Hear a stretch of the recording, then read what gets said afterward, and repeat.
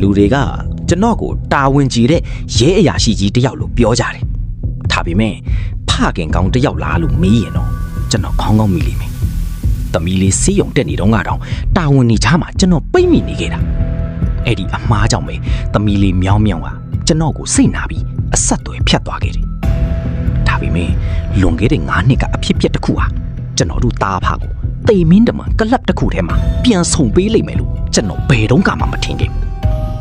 ကျွန်တော်ရဲ့ movie recap channel ကို follow and subscribe လေးလုပ်ပေးခဲ့ဖို့လဲတောင်းဆိုပါတယ်ခင်ဗျတရက်တော့သမီးလေးကကျွန်တော်ကိုဝူဘာဆိုတဲ့ကလပ်တစ်ခုမှာတွေ့ဖို့ချိန်နေဝမ်းသာအားရသွားခဲ့ပြီမဲ့အဲ့ဒီမှာတွေ့လိုက်ရတဲ့မြင်ကွင်းကြောင့်ကျွန်တော်ရင်ဝါတူနဲ့ထုလိုက်တယ်လို့ပဲသမီးလေးဘေးမှာတွဲနေတာကစပင်အနီးရောင်နဲ့ကလပ်ပိုင်ရှင်ဝူချမ်းဆိုတဲ့လူမိုက်တစ်ယောက်မြောင်မြောင်နင်ဘယ်လိုလူမျိုးနဲ့ပတ်သက်နေတာလဲအခုချက်ချင်းအိမ်ပြမယ် like အိမ်ပြန်ရမယ်ဟုတ်လားအမေစေးရုံမှာစုံခါနီးတော့ငါရောရှင်ဘယ်မှာလဲအဖေရှင်မတာဝန်မရှိတာမလားဝူရံကရှင်ထက်ကျမကိုပူကယူဆိုင်တယ် ကျွန်တော်တို့စကားများနေတော့မှာပဲရုတ်တရက်ဝုန်းကနေဆိုတဲ့အတန်ကြီးနဲ့အတူကလပ်ရဲ့တန်ချက်ခါတခါဒီအကုန်ဝုန်းကနေပိတ်ကျသွားတယ်တကလပ်လုံးအမောင်ကျသွားပြီဝူရံရဲ့လူတွေကတနတ်တွေနဲ့ဝိုင်းထားလိုက်ပြီကျွန်တော်ရဲအရာရှိပြီးဝင်လုံးဖို့ကြိုးစားပြီးမြဲခေါင်းကိုတန်တုံနဲ့အချက်ပေါင်းများစွာအရိုက်ခံရပြီကလပ်တိုင်းမှာကျူးနေတုတ်နှောက်ခါလိုက်ရတော့တယ် ကျွန်တော်တတိပြန်ရလာတော့သမီးလေးရောကလတ်ထဲကတခြားဧည့်သည်တွေပါဓာတ်စကန်ဖြစ်နေပြီဒါပေမဲ့ကျွန်တော်မျက်လုံးထဲမှာတစ်ခုထူးဆန်းနေတာတတိထားမိတယ်ဒီကလတ်ထဲမှာပိတ်မိနေတဲ့ဓာတ်စကန်တွေဖြစ်တဲ့ဈေးဆိုင်ပိုင်ရှင်ကားမောင်သမားတပ်ပြင်းချနေတဲ့လူတွေအားလုံးဟာတူစိမ့်နေမဟုတ်ကြဘူးကျွန်တော်ကြိုးကိုမရမကရုံထွက်ပြီးကလတ်ထဲမှာပုံရင်စုံစမ်းတော့မှ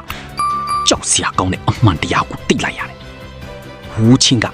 ဒီလူတွေကိုတတ်တတ်မဲ့ရွေးဖမ်းထားတာဝူချင်းကမေပြုံးပြီးကျွန်တော်ကိုစိုက်ကြည့်တာ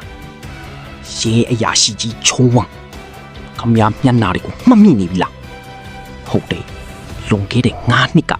စီဆိုင်မှာခမရတို့ရဲတွေညံ့ပြင်းလို့ဓာမြောင်နဲ့ကိုလေးပြီးလှီးပြီးတီးသွားအဲ့ဒါငါရဲ့တူးတဲ့တော့ညီမလေးကွာမင်းကအဲ့ဒီတော့ငါကောင်မလေးရဲ့အကိုလားဟူချန်မန်နေအဲ့ဒီနေကငါညီမလေးကိုမကဲတင်ပဲဘေးကနေကြည်နေခဲ့တဲ့စီးဆိုင်ပိုင်ရှင်ကားမောင်သမားပြီးတော့တာဝန်ကြတယ်မင်းတို့အားလုံးငါညီမတီးဆုံးမှုအတွက်ပေးဆက်ရမယ်ဟူချန်ကသမီးလေးကိုချစ်လို့တွဲခဲ့တာမဟုတ်ဘူးကျွန်တော်ကိုဒီထောင်ချောက်ထဲရောက်အောင်သမီးလေးကိုအတုံးချခဲ့တာအမှန်တရားကိုသိသွားတဲ့သမီးလေးရဲ့မျက်ရည်တွေကိုမြင်ရတာကျွန်တော်ရင်ကိုဓာတ်နဲ့မှုန်းနေသလိုပဲဟူးချန်ကကျွန်တော်ကိုသူ့ရဲ့တန်မနီလိုကြွက်သားတွေရှိတဲ့ထိုးသက်သမားတစ်ယောက်နဲ့တီမင်းတမန်ထိုးတက်ခိုင်းတယ်အသက်50ကျော်နေပြီဖြစ်တဲ့ကျွန်တော်ခန္ဓာကိုယ်ဟာအချက်ပေါင်းများစွာအရိုက်ခံပြီးတော့တွင်းချင်းနှီးနေပြီသမီးလေးကငိုပြီးတားနေပြီဖခင်တယောက်ရဲ့အင်အားနဲ့ကျွန်တော်နောက်ဆုံးထွက်သက်ထိတိုက်ခိုက်ပြီးအဲ့ဒီကောင်ကိုအလဲထိုးပစ်ခဲ့တယ်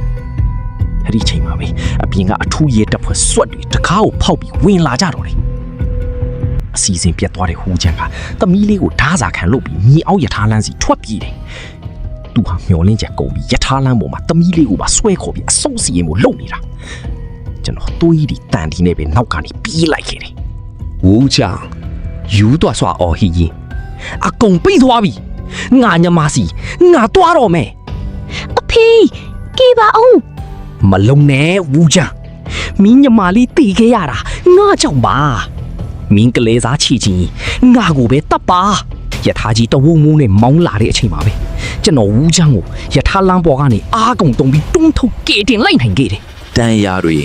ပြင်းထန်လွန်းလို့ကျွန်တော်မျက်လုံးတွေပြာဝေလာပြီးဆေးရုံကားပေါ်တင်ခံလိုက်ရတယ်ဒါပေမဲ့ကျွန်တော်ပြုံးနိုင်ခဲ့ပါတယ်ဘာလို့လဲဆိုတော့ဘီနာမှာငိုပြီးကျွန်တော်လက်ကိုတင်းတင်းကြပ်ကြပ်စုပ်ကင်ထားတဲ့သမီးလေးရဲ့လက်ကလေးကိုခံစားမိလို့ပါပဲအဖေသမီးကိုခွင့်လွတ်ပါအဖေသမီးကိုဘယ်လောက်ချစ်လဲဆိုတာတ သမီးအခုမှတည်တော့တယ်အဖေအိမ်မပျော်သွားနဲ့အောင်နော်သမီးအနားမှာရှိနေတယ် ဒီလိုနဲ့ပဲ lockdown ချခံခဲ့ရတယ်အဲ့ဒီသွေးစွန်းတဲ့ညဟာကျွန်တော်ရဲ့ပျက်စီးလူနီးပါးဖြစ်ခဲ့တဲ့မိသားစုဘဝကိုပြန်လဲပြီးအသက်သွင်းပြီးခဲ့ပါတော့တယ်